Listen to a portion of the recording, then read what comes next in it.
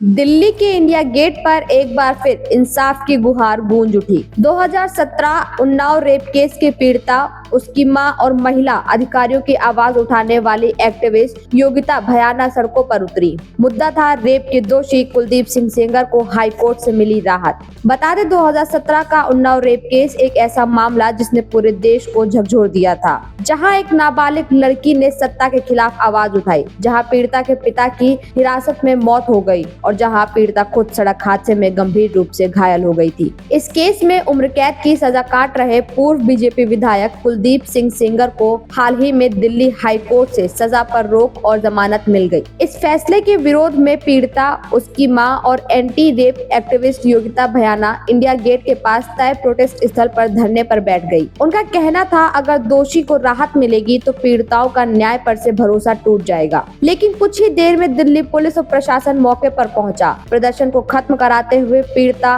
उसकी मां और पूरे परिवार को जबरन वहां से हटा लिया गया। योगिता भयाना ने आरोप लगाया है कि शांतिपूर्ण प्रदर्शन था, फिर भी प्रशासन ने पीड़िता की आवाज दबाने की कोशिश की।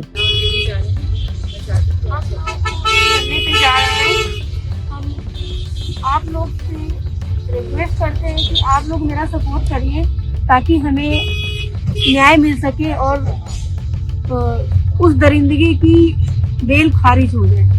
मेरा यही कहना है कि हम लोग धरने पे जा रहे हैं।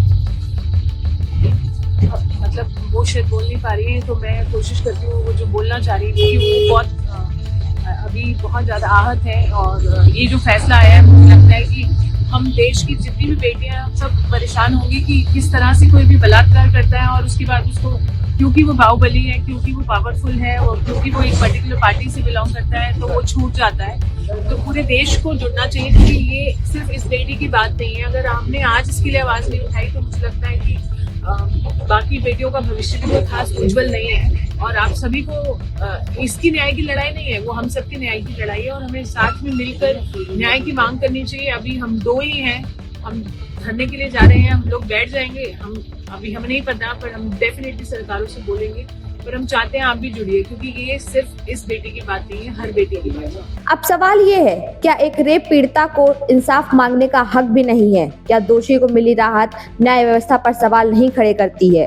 और क्या सत्ता से जुड़े मामले में पीड़ितों की आवाज यूं ही दबाती जाती रहेगी? देश की बेटियां कैसे सुरक्षित रहेंगी? ऐसे रेप के आरोपियों को बरी कर दिया जाएगा।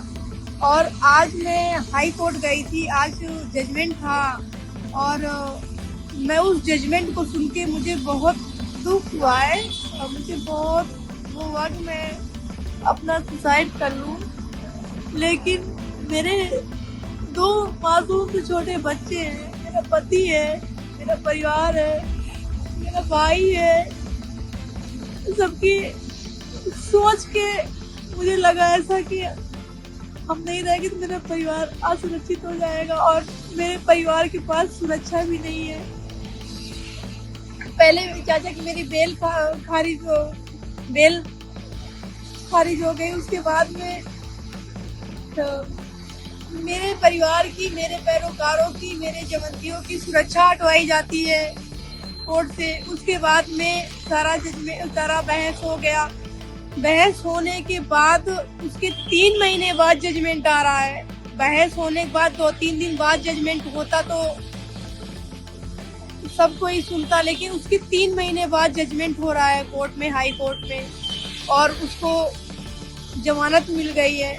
अगर एक बेटी के साथ में रेप होता है और उसके पिता को मौत के घाट उतार दिया जाता है, उसके बाद उसके परिवार में एक्सीडेंट करवाया जाता है, उसका एक्सीडेंट करवाया जाता है, सबका एक्सीडेंट करवा के सबको खत्म कर दिया जाता है।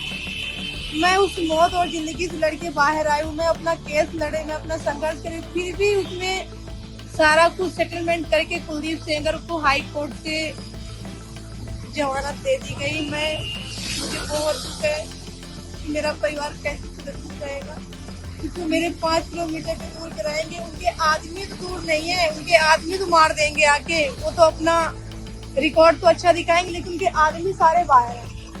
अभी मेरे को आपके हस्बैंड का भी फोन आया, वो भी बहुत आहत है, वो भी कह रहे हैं मैं सुसाइड कर लूंगा। ये बच्ची भी कह रही है मैं सुसाइड कर लूंगी। ये हमारे देश का कानून है मतलब न्याय के लिए लड़ना, मतलब उसका एक्सीडेंट करा दिया, उसकी पूरी फैमिली को मरवा दिया, ऑलमोस्ट सारे मेंबर्स को मरवा दिया। उन्नाव रेप केस सिर्फ एक मामला नहीं, ये भारत की न्याय व्यवस्था की परीक्षा है। आज पीड़िता फिर सड़कों पर है और देश फिर पूछ रहा है, क्या इंसाफ सच में सबके लिए बराबर है? आप इस पर क्या सोचते हैं? अपनी राय कमेंट बॉक्स में जरूर बताएं। Report Kirti Gupta, in news, Delhi.